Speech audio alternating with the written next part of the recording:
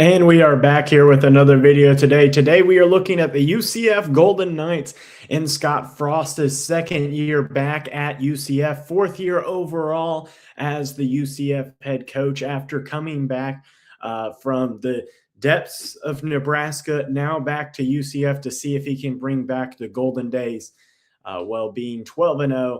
At UCF last time, just being dominant, one of the best programs in all of college football all those years ago, seeing if they can bring it back. And that's what we will look at today as we get into our 2026 football prediction for UCF. Welcome to the Football Expert. My name is Reikley Ruby, and thank you, y'all, for joining me. I am trying to hit 6,600 subscribers by the end of July, so hit that subscribe button down below if you haven't already.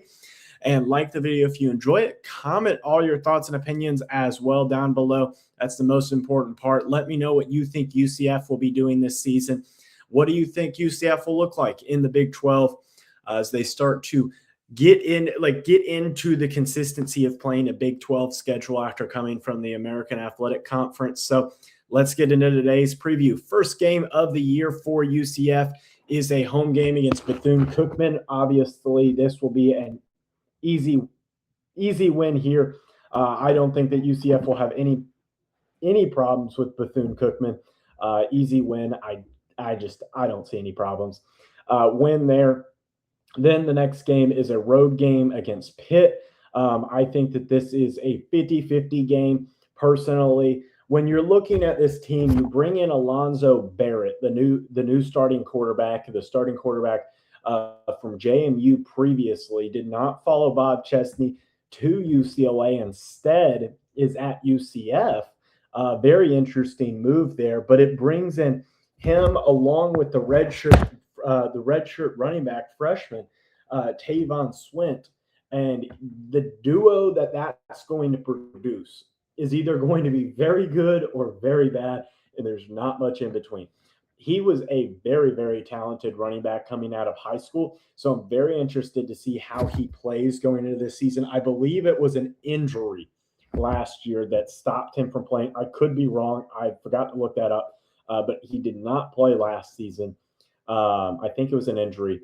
And so therefore, going into this season, those two are going to be the key factor. Can Scott Frost keep that momentum going on the offensive end? Last year, obviously, was a 5-7 season. Wins against North Carolina, West Virginia, Oklahoma State, North Carolina A&T, and Jacksonville State. So important to build some momentum here going into year two. Obviously, all those years ago for Scott Frost, year two was the 13-0 year. My apologies, I said 12-0. Went 6-7 in the first year, and then went 13-0 in the second year. So this is kind of that transition year. Pretty similar outcome, 5-7, 6-7, basically the same thing. We'll see if he can ramp it up into that second year. The problem is the Big 12 is just much more competitive than the AAC was back in the day. So I just think that this Pitt game is going to be an important factor. I do think that it's a loss. I just trust Starduzzi a little bit more than I trust UCF, to be frankly honest. I think that Scott Frost is a good head coach. Like, obviously what happened at Nebraska happened at Nebraska. But at the same time, like, looking at it, I can't help but think that Scott Frost will get better as a head coach and will improve upon that now back at UCF. But I also think that he has a lot of work to do to be able to get the UCF program back to where it was under his first tenure. So a loss there against Pitt. Next game is against Georgia State. I don't think that they'll have any problems here against Georgia State. I think that this is an easy win. Georgia State, one of the worst programs in the Sun Belt last year, will probably be the same way again. So easy win there. Next game on the schedule is the first Big 12 game, home game against TCU. I have this as a win. Another one of the 50-50 games. Honestly, if you wanted to split Pitt and TCU and say they lose or they beat Pitt and then lose to TCU, that's fine. I think that they win one of them. I don't think they win both of them. So personally, the reason why I picked TCU was with it being a home game versus a road game. And then B, with TCU losing their quarterback and Josh Hoover, obviously to Indiana, which is where he ended up, I think does play a contributing factor versus Pitt is bringing back their starting quarterback. Obviously, UCF is bringing in a very talented starting quarterback, but will he actually be able to take the reins and really produce at a high level right away against a team like Pitt and a defense against Pitt? Pitt is a good defensive team, so I have that as a win there for UCF. I think that they beat them by the edge of it, just barely.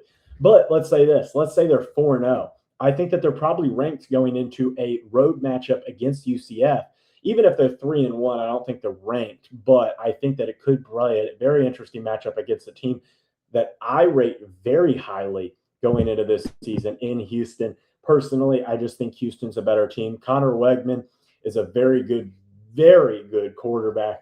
And then everything that Willie Fritz has going on at Houston defensively, I think they have a lot of great pieces. Offensively, they have a lot of great skill position pieces that I don't know whether UCF will be able to produce in the secondary and defensively. They do bring back 6 starters on defense along with another transfer starter at a previous university.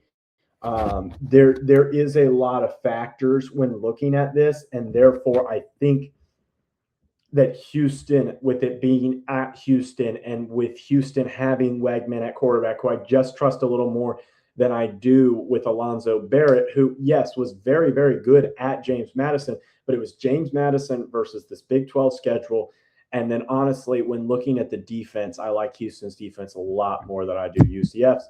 Then going into the next game, a road game against Oklahoma State, complete 50-50 matchup here. I went with Oklahoma State, but if you wanted to convince me as a UCF fan that they win that game, honestly, I could see it.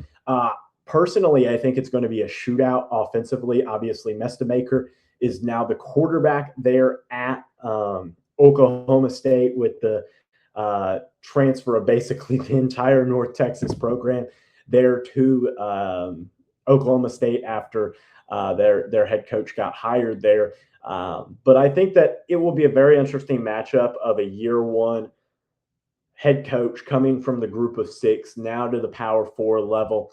But I'm going to favor Oklahoma State just barely. We'll see. And remember this, UCF last year, even though Oklahoma State was terrible last year, only beat them by 3 at home. So that also does concern me. Obviously, these are 2 different teams. Like almost nobody is at Oklahoma State that was there previously. So we'll see what ends up happening. Bye week, and then you play BYU at home. I think that this game is just a game where BYU is just a more talented team. I think that Bear Brockmeyer at quarterback is just he's a solid quarterback. Don't get me wrong. I don't think he's elite, but I think that it's just all the other pieces combined. Defensively, I could see BYU being a top 3 defense in the Big 12. And with that, I just don't know if UCF's talent at the quarterback, at the running back position. Obviously, you have Dual Thomas coming back, who is a very good wide receiver. We'll see if he can average a little bit more, only about 10 yards a catch, which isn't horrible, but I'd like to see him average closer to maybe 14 yards a catch, 15 yards a catch with that. So I think that if you're going to win a game like that, you're going to have Barrett take over and really play well at the quarterback position. And then you're going to need to get guys like Nixon and like Lewis Carter at the linebacking position. They're going to need to really develop. And then you're also going to have to replace the production of Malachi Lawrence as well on that sack production of getting after Bear Brockmeyer to make him make mistakes. So I have that as a loss. Then a home game against Baylor, I have this as a win. I think that this is going to be a really close game. Dave Aranda is going to be fighting for his coaching life, but I don't know. It's just a gut feeling. I like UCF in this matchup. Then a road game against Kansas. I have this as a win for Kansas. It is a rebuilding year there at Kansas for sure, 100%. I think they have a lot of pieces that they have to improve on, to be frankly honest. The quarterback position that I'm blanking Cole Ballard, the transfer quarterback, or I'm sorry, the former transfer quarterback coming in and now playing quarterback for Lance Leipold. I think Leipold has done a great job at Kansas, but last year 5-7, the year before 5-7, outside of 2023 where they went 9-4, it was a really good season. And then they beat BYU last year, 2 years ago, that was number 7 in the country. So I think that it's possible to be able to come away with some strong victories here, but I personally favor a Kansas team in this matchup. We'll see, though. Home game against Arizona State next. Again, this is one of the matchups that if you want to flip Kansas and Arizona State, I wouldn't be out of. I don't think that is out of the mind, out of the question. I think that Arizona State coming across the country also plays a factor. Kenny Dillingham, I think, is going to take a step back with no Sam Leavitt there at quarterback now. Iowa State, the next team on the schedule, home game. Even if this was a road game at Ames, the loss of Matt Campbell and really that entire roster is really a big issue at Iowa State. And remember, Iowa State's been decent for the last decade under Campbell, but remember, Iowa State was not a good team before Matt Campbell. They were one of the worst teams in the Big 12 consistently. So don't forget that. Like, remember, Iowa State is not a good program, or at least set up to be a good program consistently. So watch out for that. So I have that as a win. I just think that they're overrated a little bit going into this season. And then a road game against Colorado. I have this as a loss, but honestly, it really depends on how Juju Lewis is playing at the quarterback position. I could see this as a win if Colorado is not staying consistent and starts to fall off later half in the season. But if Colorado has any juice, any momentum, I could very much also see him winning this game. So that's going to wrap up today's video. Hit one of the 2 videos down below. Will be a podcast, all my college football predictions.